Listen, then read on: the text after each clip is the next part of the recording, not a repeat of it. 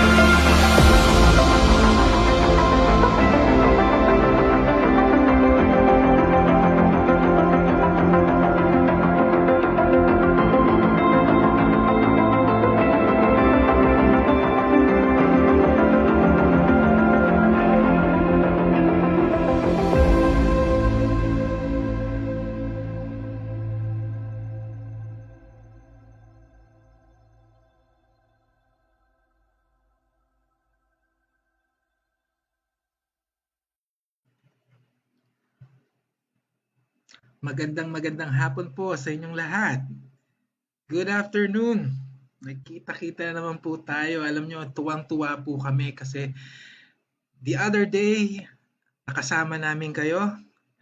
Medyo madalang mangyari yan sa mga panahong ito pero dahil po dumating ang Operations Blessing sa Gloria 5 para magbigay ng ayuda, nagkasama-sama po tayo. And again, nagpapasalamat po kami sa Operations Blessing, especially with Pastor Abraham and Kuya Rod for coming there and giving us yung ayuda na pinangako nila. Marami po tayong kapamilya sa Gloria 5 na nabigyan and we praise and thank the Lord na may dumating na ayuda para sa inyo. Ang actually mas natutuwa ako kasi nakita ko po kayo, nakausap ko kayo po bawat isa na nandoon. Natutuwa po ako at nasa magandang kalagayan kayo at nagpapasalamat ako sa Panginoon na yung mga bahay nyo na nasunog, ngayon mas maganda pa. Di ba? Alam ko may mga konti pang sentiments na natitira sa ating mga puso tungkol sa nangyari.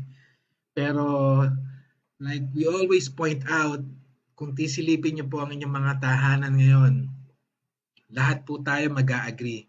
Mas maganda po ang tahanan nyo ngayon, may mga bagong gamit, at tunay po na hindi tayo pinapabayaan ng Panginoon. Alam nyo, hindi po nagpapabaya ang Panginoon pagdating sa mga anak niya. Maaring dadaan po tayo sa napakahirap na sitwasyon, napakahirap na pagsubok, pero ni minsan hindi tayo iniiwan ng Panginoon. Ang pag-uusapan po natin ngayong araw na to ay pagpapatuloy po ng ating talakayan last Sunday. Tungkol po sa ating pananampalataya sa presensya ng Panginoon. Diba? Last Sunday po, we've talked about 1 Kings chapter 17, verse 1 to 7. Ngayon po ay pagpapatuloy yan ng pag-uusapan natin sa 1 King chapter 17. Patutuloy naman po tayo sa verse 8, papunta po hanggang verse 17. Ngayon, may isang tanong lang po ako sa inyo sa ating pagpapatuloy.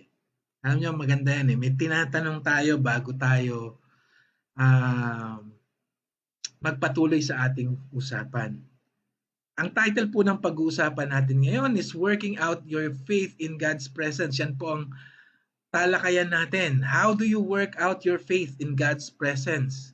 Nasa part 2 na po tayo ng ating series sa Alive in the Presence of God. Nako.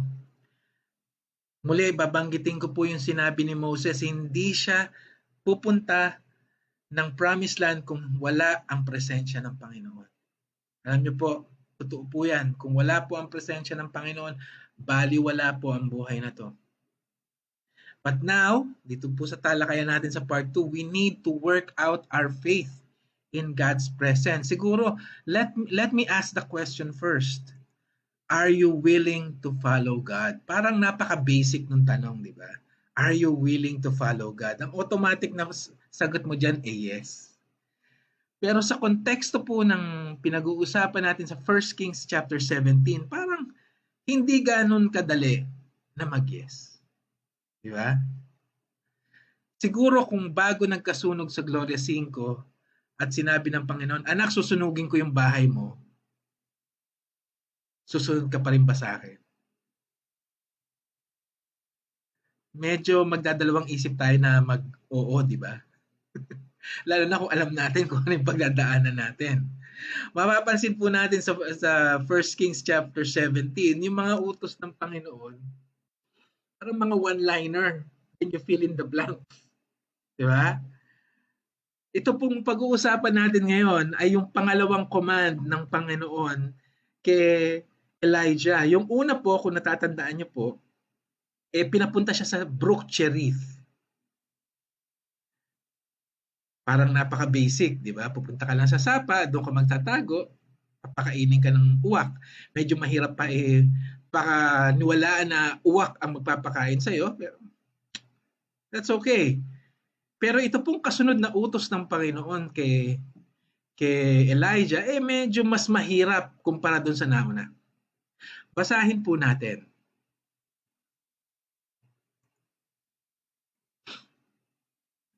Sabay-sabay po nating basahin. Then the word of the Lord came to him, saying, Arise, go to Zarephath, which belongs to Sidon, and stay there. Behold, I have commanded a widow there to provide for you. So he arose and went to Zarephath, and when he came to the gate of the city, behold, a widow was there gathering sticks. And he called to her and said, Please get me a little water in a jar that I may drink. As she was going to get it, he called to her and said, Please bring me a piece of bread in your hand. But she said, As the Lord your God lives, I have no bread, only a handful of flour in the bowl and a little oil in the jar. And behold, I am gathering a few sticks that I may go in and prepare for me and my son, that he may eat and die. Then Elijah said to her, Do not fear. Go, do as you have said, but make me a little bread cake from it first and bring it out to me, and afterwards you may make one for yourself and for your son. For thus says the Lord God of Israel, the bowl of flour shall not be exhausted, nor shall the jar of oil be empty, until the day that the Lord sends rain on the face of the earth. So she went and did according to the word of Elijah, and she and he and her household ate for many days. The bowl of flour was not exhausted, nor did the jar of oil become empty, according to the word of the Lord which he spoke to Elijah. Manalangin po tayo. Panginoon naming Ama, kami po ay nagpupuri at nagpapasalamat sa iyo for gathering us here, for calling out your people, O Lord God, that we may be able to worship with you. Father in heaven, we praise your name, we glorify your name. Lord, hindi po kami karapat-dapat na sumamba sa inyo, ngunit dahil sa banal na dugo ng Panginoong Hesukristo na nabuhos sa krus ng Kalbaryo, kami po ay nagpupuri at nagpapasalamat sa iyo. Father, we are so thankful for our redemption, for the salvation you've given us. And now, please speak to our hearts. Let the Holy Spirit move within our midst, and the name of the Lord Jesus Christ be lifted up today. Heavenly Father, itago niyo po ang inyong abang lingkod sa likod ng krus ng Kalbaryo, at naway si Kristo lamang ang makita ng inyong mga tagasunod. We praise you, God, for all of this. We thank you so much. In Jesus' mighty name, amen and amen. Siguro po, maganda magbalik-aral po muna tayo. Balik-aralan natin kung ano yung nangyari last Sunday na pinag-usapan natin. Di po ba? Sabi doon, nung ni-review natin, ang natutunan po natin doon is obedience is the key in understanding God's will. Ang pagsunod po ang susi para maintindihan natin ang kalooban ng Panginoon. We obey by faith. Sumusunod tayo out of faith. Nananampalataya tayo, kaya tayo sumusunod. That it is God's will. Hindi pa man natin nakikita, natatakot tayo, pero sumusunod tayo out of faith. And we realize that it's God's will after we obey as we stay in the presence of the Lord. Sa madaling salita, sumusunod tayo dahil nananampalataya tayo sa Panginoon na iyon ang kanyang kalooban, at nare-realize lang natin na kalooban niya yon kapag sumunod tayo. Sa madaling salita, ang pagsunod po, ang pagsunod po sa kalooban ng Panginoon ang susi para maintindihan natin yung kalooban ng Panginoon. Bilang pagbabalik-aral po, last Sunday na pag-usapan po natin sa verse 1 to 7, na inutusan ng Panginoon si Elijah na pumunta sa Brook Cherith pagkatapos niyang sabihan si Ahab na magkakaroon ng tagtuyot. Dinala niya si Elijah sa Brook Cherith para doon siya magtago. Doon siya kumain, doon siya uminom, papakainin siya ng isang uwak, which is totally weird. Pero itinago siya ng Panginoon doon upang magkaroon ng panahon si Elijah para makausap ang Panginoon. time to be in the presence of the Lord, a time to dwell in the presence of the Lord. Napag-usapan nga natin last Sunday na importante na magbigay tayo ng oras para maintindihan natin ang Panginoon.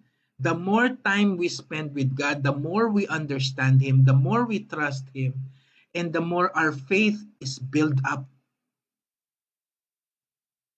Kaya mga kapatid, importante po yung pagsunod, importante po na mag-allocate tayo ng oras para makasama ang Panginoon. Huwag po natin kakalimutan yung mga personal devotions natin, yung quiet time natin, yung pagbabasa natin ng salita ng Diyos. Importante po yan. Nare-recharge ang ating katawan, nare-refresh tayo, at ang ating pananampalataya sa Panginoon ay mas lumalago. Let us spend time with God. Spend your quiet time with Him in reading His Word and in prayer. Huwag po natin kakalimutan yon. Ngayon, hindi po natapos ang trials ni Elijah, ang mga pagsubok ni Elijah. Pagkatapos siya papuntahin sa Brook Cherith, ang trial ho doon pagkatapos sa isang maaksyon na paglilingkod sa Panginoon, bigla kang pagpapahingahin. Which is, tatanong mo, Lord, bakit? But Elijah trusted the Lord. Hindi pa natapos yun doon. Pumunta ka sa Brook Cherith, doon kayo inom. Fine, understandable. Pero, para sabihin mo na papakainin ka ng uwak, Lord, okay ka lang. Di ba? Imposible yun. Mas matakaw pa sa akin yun. Pero, the Lord delivered. Pinakain siya ng mga uwak, nabusog siya, nakainom siya sa brook, nabuhay siya ng ilang araw na nandoon sa Brook Cherith. Pero eventually, the Brook Cherith dried up. Siyempre matutuyo yun, tagtuyot. Pero may plano ang Panginoon. I'm sure habang nakikita ni Elijah na natutuyo yung brook, nagtatanong na siya, Lord, ano na ang kasunod? Di ba? Parang tayo yan Sa ngayon, may mga tinatamasa tayo na maayos. Lord, pagkatapos ng ayuda, pag wala na pong ayuda, paano na? Wala pa po kaming trabaho. Pagkatapos po ng ayuda, ano nang gagawin natin? Dahan-dahan nakikita mo yung mga savings mo, nauubos na. Lord, paano na? Diba? Yan po ang pakiramdam ni Elijah habang nakikita niyang nauubos yung brook. Pero the Lord came in right in time. Anong sabi ng Panginoon sa kanya? Sa verse 8, go, puntahan po natin. Mas maganda nire-review to verse by verse. Then the word of the Lord came to him saying, arise, go to Zarephath, which belonged to Sidon. Yan. Dumating na yung ayuda ng Panginoon. Kaya lang, pipila ka. Diba? Pupunta ka at pipila ka sa Zarephath. Parang ganun yan. Kung dadalhin natin sa konteksto natin. Now, verse 8 to 16 is another application of your faith in God as we stay in His presence. Alam po natin na nasa presensya tayo ng Panginoon. Alam po natin na si Elijah dinadala ng Panginoon sa kanyang presensya. Tandaan po natin ang sabi ng Panginoon sa atin, I will never leave you nor forsake you. That's why we need to stay in the presence of the Lord. So anong commandment sa kanya? Go to Zarephath. Parang napakadaling pumunta ng Zarephath, no? Kasi pag binasa mo yung verse kanina, yung dun sa sinabi sa verse 8, go to Zarephath, tapos verse 7, nasa gate na siya. Parang ang bilis lang, di ba? Parang pumunta ka lang sa kabilang kanto. Hindi po. Hindi po ganun kabilis yun. Actually, going to Zarephath in itself is a test of faith. Alam niyo po ba na ang Zarephath is 137 kilometers mula sa Brook Cherith? Ulitin ko. Let it sink in. Ang Zarephath ay 137 kilometers ang layo mula sa Brook of Cherith.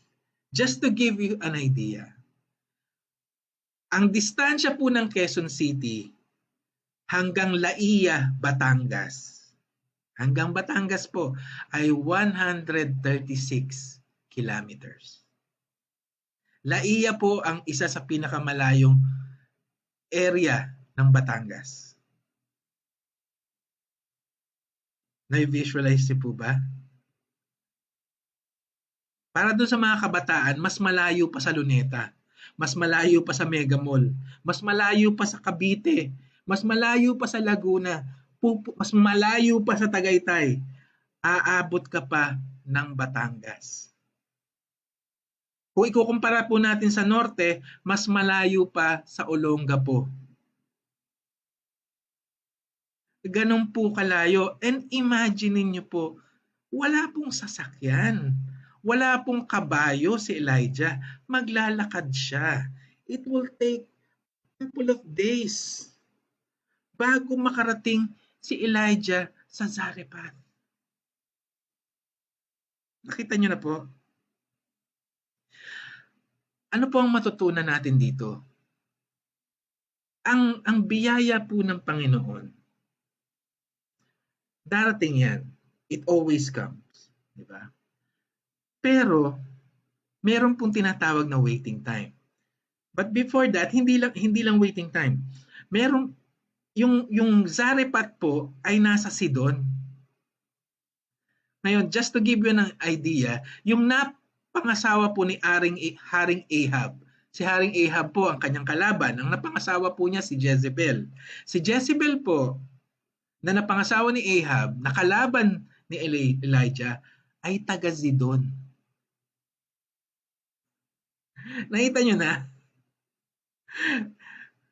137 kilometers papunta sa lugar ng kalaban mo. Doon siya pinapuntahan ng Panginoon. Sa Bible, wala kang makikitang reaction ni Elijah, but I'm sure, Lord, bakit doon? Di ba? Lord, bakit 137 kilometers? Pwede naman mas malapit, di ba? Pero God is teaching Elijah something. God is teaching Elijah to be patient and to wait. Ang Panginoon po hindi po nagkukulang yan. Nagbibigay po yan. Pero katulad po ng sitwasyon natin ngayon, from one ayuda to another. Di ba? Hinihintay natin yung mga SAC, yung mga SAP. Hinihintay natin yan. Di ba? Mula, kailan ba yung huling ayuda? May, July? Anong buwan na ngayon? August. Di ba? May waiting time. Kailangan mong maghintay. Pero hindi lang yun. Kailangan mong pumila. Yung pila pa, minsan inaabot 2 araw. Papanood natin yan sa TV, di ba? Ang pagpapala po ng Panginoon, may waiting time. May konting hirap. Parang hindi konti kasi 137 kilometers yung nilakad ni Elijah. Pero ang pagpapala ng Panginoon, hindi yan biyaya na bigla na lang lalagpak sa'yo in most cases. May mga times na ang biyaya ng Panginoon, kailangan mo rin paghirapan. Why? Why? Sasagutin po natin yan later. Pero kung mapapansin niyo po, this is something for you to remember by. God provides help in seasons. Panapanahon po yan. Hindi po pare-pareho.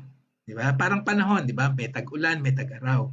Iba po ang pagpapala ng Panginoon sa verse 1 to 7. Nasa Brook of Cherith, tapos merong darating na uwak. Sa verse 8 to 16, kailangan pumunta ni Elijah sa Zarephath at papakainin ng isang widow. So, iba-iba. Iba-iba. There's a season for everything. Iba-iba. So, wag po tayong aasa na kunyari, ngayon, ang binigay ng gobyerno ay ayuda, yung kasunod, ayuda uli. Hindi po. Posible na yung kasunod, mabigyan ka na ng trabaho. Posible na yung kasunod na tulong, manggagaling sa ibang tao. Pero it's highly possible na trabaho siya. At katulad po ni Elijah, kailangan niyang maglakad ng 137 kilometers. It is possible na yung susunod na tulong ng Panginoon sa iyo, kailangan mo ng paghirapan. Sa madaling salita, maghanap ka na ng trabaho. Posible po yan. Diba? And it's a more permanent solution. There's a waiting time for God's provision. Kaya nga yung ibinibigay niya sa ating pagpapala, yung ayuda na tinanggap mo, huwag mong gagastusin, huwag mong gagalawin na ipangiinom mo, ipapanggarnatsa mo, huwag ganon. Yung ayuda na binigay sa'yo, either gastusin mo sa isang productive na paraan, or i-invest mo, magnegosyo ka, or tipirin mo. We have to be good stewards of God's provision. Kasi yung susunod na provision ng Panginoon, may waiting time. Naintindihan po ba natin? Di ba? Napakabuti po ng Panginoon.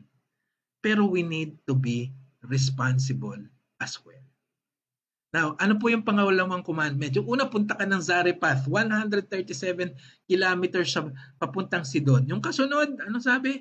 I have commanded a widow to help you. Merong isang balo na nandudon, isang byuda na tutulong sa'yo. Ngayon, para sa atin parang, well, it's okay, byuda, di ba? Sa konteksto ng panahon natin, okay lang na may byuda na tumulong sa'yo. Malay mo, may pera yung byuda, di ba? Pensionada, di ba? Ganun tipo. Pero sa panahon po ng Elijah, pag sinabi mong byuda, halos pulubi na po yun.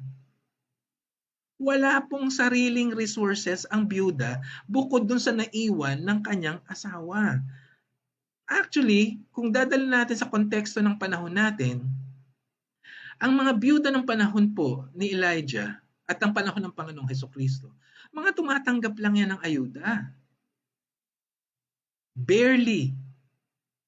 Pero mga nagtatrabaho rin yan, as in, for example lang po, nagkaroon ng anihan. Diba? Makikiani. O kaya, kung ano yung natira sa ani, yun ang kukunin nila. Napakahirap po ng buhay ng isang byuda. So, I'm sure Elijah during that time was asking, Lord, bakit byuda? Diba? In his mind, bakit byuda? Dahil sa kultura ng mga Hudyo, ang mga byuda, walang pera yan. But there's one thing na makikita mo kay Elijah. He simply obeyed God. No complaints. He obeyed God. Alam niyo po, let me share you another thing here, something to remember. The impact of Elijah's faith and obedience transcends personal transformation. Ano ibig ko sabihin? Madaling sabihin na yung pagsunod ni Elijah, tinatransform siya ng Panginoon. Ibig sabihin, binabago siya ng Panginoon. Tinuturuan siyang magtiwala, tinuturuan siya na tumibay yung pananampalataya niya. That's great. Pero it transcends personal transformation. Ibig sabihin, yung ginagawa ng Panginoon kay Elijah at this time, mas higit pa sa baguhin siya. Hindi lang si Elijah ang binabago dito. Ginamit niya si Elijah para pagpalain at baguhin ang ibang tao. Yun po ang magiging talakayan natin dito. Di ba? Nakita niyo po doon sa binasa natin. Hindi po alam nung widow na gagamitin siya ng Panginoon. Nung sinabi ng Panginoon, this is the funny thing here. Nung sinabi ng Panginoon na I have commanded a widow to help you, hindi po alam na widow na nagagamitin siya ng Panginoon. Hindi. When the Lord says commandment, He has prepared the way. Pero walang kaalam-alam yung widow dito na may parating. Actually, si Elijah, expected niya, yung ayuda niya ay yung widow. Pero yung widow, hindi niya expected na ang ayuda niya ay si Elijah. God will be helping the widow and his son through Elijah. And Elijah is being helped or will be helped by the widow. Yun ang itinakda ng Panginoon. Mga kapatid, whenever we are commanded by God, it is not just for us. Hindi lang tayo. Apektado po yung mga tao sa paligid natin. Pag sinabi ng Panginoon na ibahagi mo ang salita ko sa mga tao, God is transforming you habang ipinapahayag mo ang kanyang salita. Pinalalakas niya ang pananampalataya mo. But at the same time, you are touching the lives of other people. Kahit yung simpleng pagtulong. Diba? Tinulungan mo yung kapitbahay mo. You are touching the lives of other people. Ginagamit ka ng Panginoon para maapektuhan mo yung ibang tao. That's why when God blesses us, when God provides for us, and we share those blessings to others, we are touching the lives of other people. And that is what God wants us to do. The same reason na ginagawa ni Elijah. So what is God's expectation? Ano ba ang expectation ng Panginoon sa atin? Una, sumunod. You might have reservations sa pagsunod sa Panginoon. That's understandable. That's being human. But He still expects you to follow. Kahit na nagdududa ka, kahit hindi mo sigurado, kahit alam mo mahihirapan ka, when you decide to follow God's command, to follow His will, when you decide to obey, diba?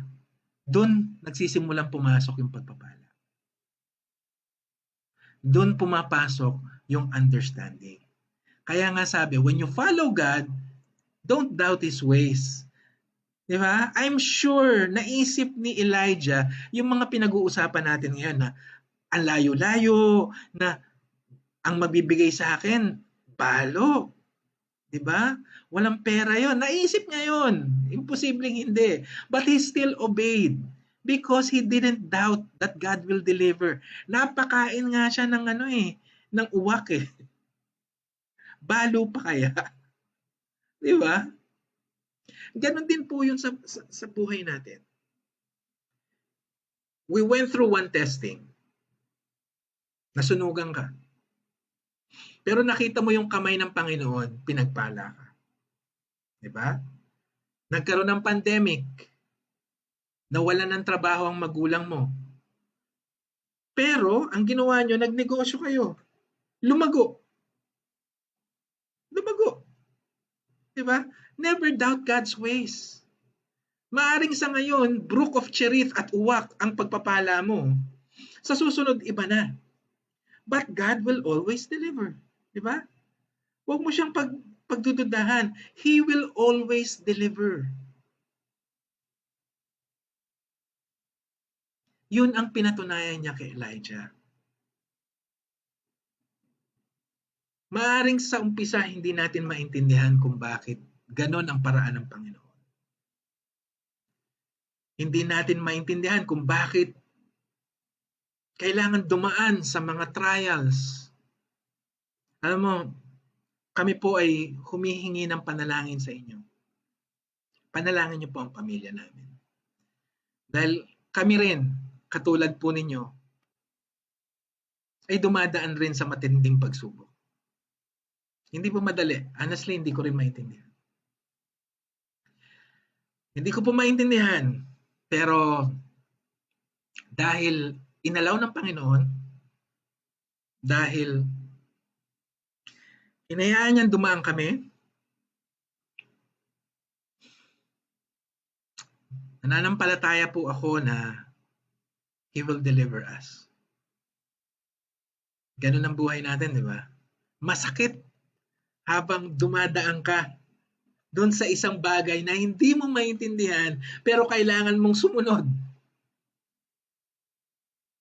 One thing for sure, pagdating sa dulo, maintindihan din natin.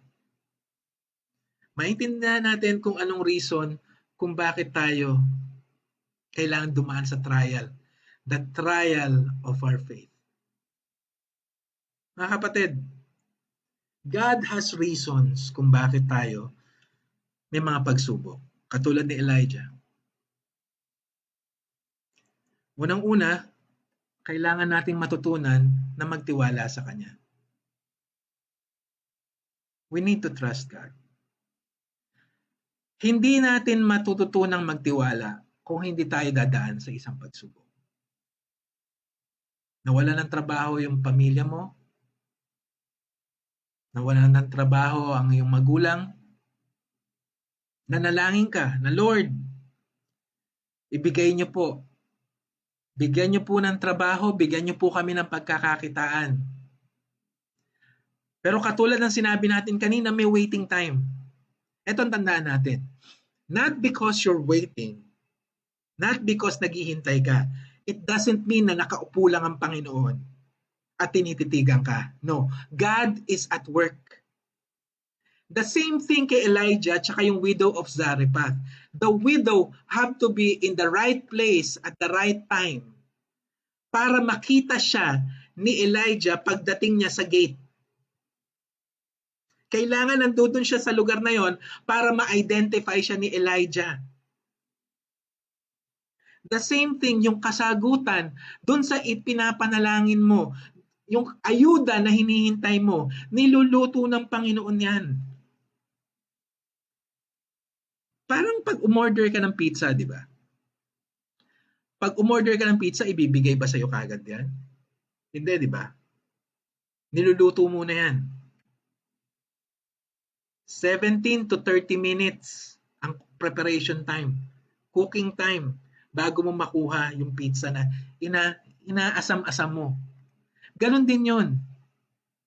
That's why God has to build our trust. May waiting time eh. At habang naghihintay tayo, natututo tayong manalangin, natututo tayong makipag-usap sa Panginoon, mas lumalapit tayo sa Panginoon. Diba? Diba? Habang naghihintay ka, mas madalas mong kinakausap ang Panginoon. Pag binigay sa iyo kaagad ng Panginoon yan, kakausapin mo pa rin ba ang Panginoon? Pagkatapos mo mag-thank you, tapos na eh. Nakakalimutan na natin. But God is not just teaching you a simple fact na, magtiwala ka, bibigay ko. No. He also wants you to spend time with Him. That's how He builds your trust. That's how He builds your faith. Diba? Spending time with Him. Babalik na naman tayo dun sa pinag-usapan natin last Sunday. The waiting time is a time that God builds your trust, strengthens your faith. Kailangan yun eh. Kailangan yung waiting time na yun. Importante yun. Doon naglalaro sa isip mo kung tutulungan ba ako talaga ng Panginoon. Hindi, magtitiwala ako. Diba? We have to wait. And that's how God builds our trust. That's how God builds our faith. Ngayon, pansinin niyo po to. Una, pinakain siya ng uwak. Pangalawa, pinagbiyahe siya ng 137 kilometers para salubungin ng isang widow. Paano siya pagpapalain itong mga to? At yung widow, paano niya papakainin si Elijah? Nauta mo yung widow, sumuko na sa buhay niya. dalawang character na to, imposibleng mapagpala. Ang ginamit ng Panginoon, mga bagay na imposible na gamitin para sa pagpapala. Bakit ito ang mga pinili ng Panginoon? Alam mo bakit?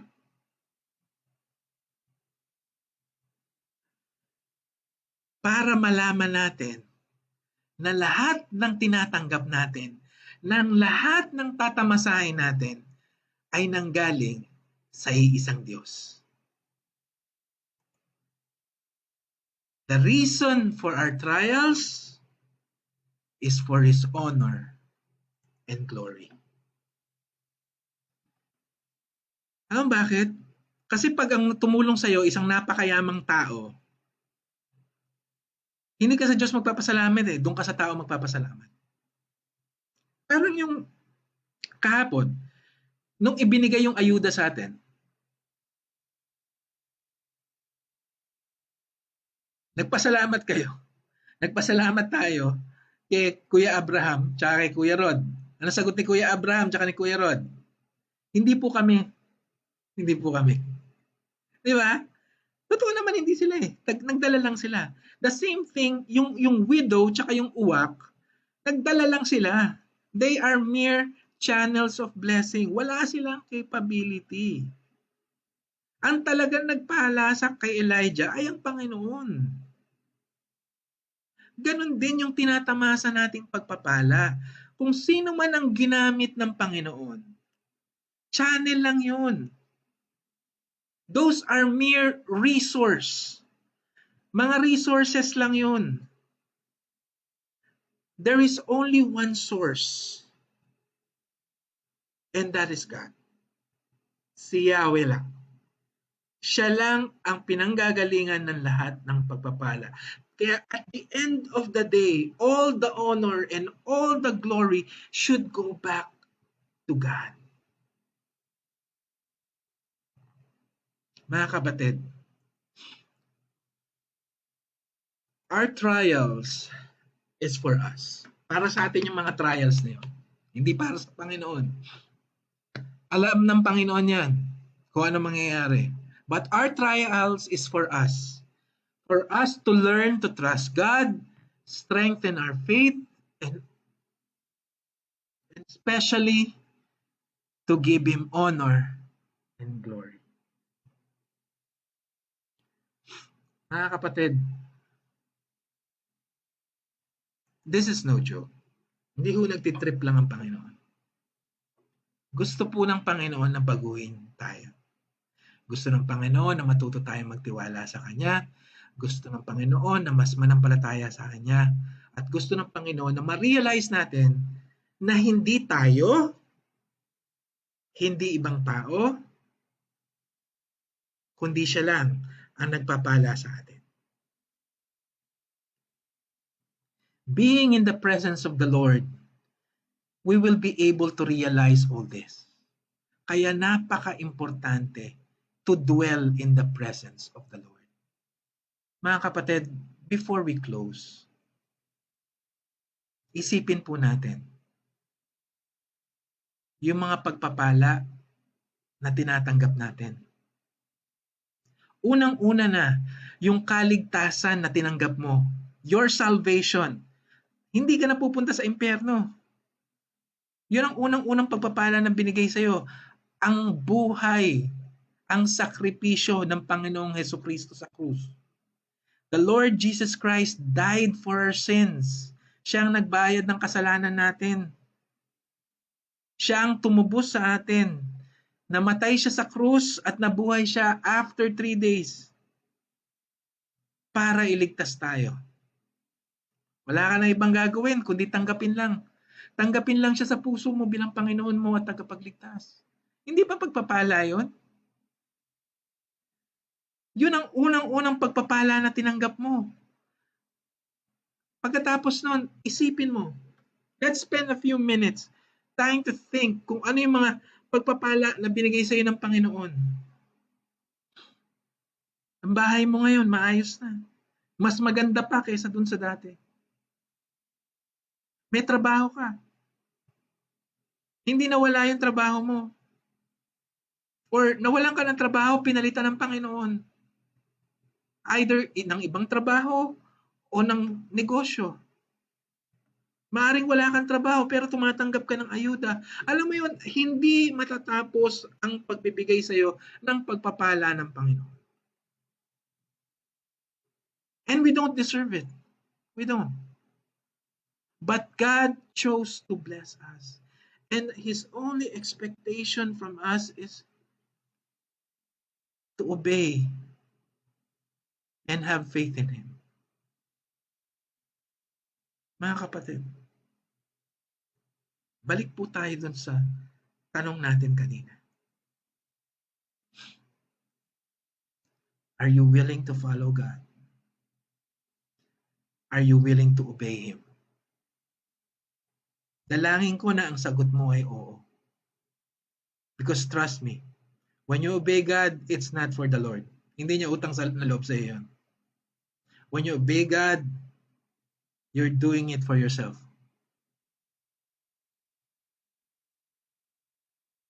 God wants to bless you. God wants to spend time with you, wants to fellowship with you. You only have to obey. Follow the Lord. Manalangin po tayo. Panginoon, aming Ama, kami po'y nagpupuri sa inyo. Lord, salamat na naman po. Thank you so much for your word. Thank you for reminding us, Lord, that we need to follow you. We need to stay in your presence. Not just to be blessed, but to fully understand your will. Blessings comes when obeying, but that's not just it. To spend time with you, to be in your presence is the greatest blessing of all. To know you and to understand you, to fellowship with you, Lord. Tulungan mo po kami, Panginoon, na matuto na manatili sa iyong presensya. Matuto na manampalataya, matutong sumunod. Lord, help us. Teach us and guide us. We thank you so much, O Lord God, for your word, and we pray that you would remind us time and time again, O Lord God, how much you love us and how much you want us to simply obey you. We thank you so much. Lord, dalangin ko rin po yung mga anak na patuloy niyo po silang dalhin sa iyong presensya. Dalangin ko po na patuloy niyo po silang palaguin sa inyong pananampalataya at patuloy niyo po silang pagpalain, ibigay ang pangangailangan nila at ng kanilang pamilya.